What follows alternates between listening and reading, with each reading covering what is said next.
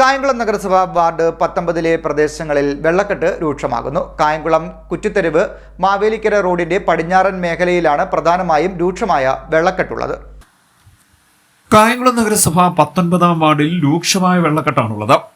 കഴിഞ്ഞ ദിവസം പെയ്ത കനത്ത മഴയിലാണ് വീടുകൾക്കുള്ളിൽ വരെ വെള്ളം കയറിയത്.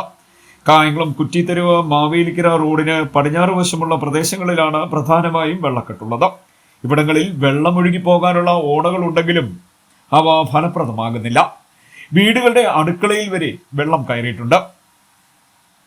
ദുരിതത്തിന് അടിയന്തരമായി പരിഹാരമുണ്ടാക്കണമെന്നാണ് നാട്ടുകാർ ആവശ്യപ്പെടുന്നത്.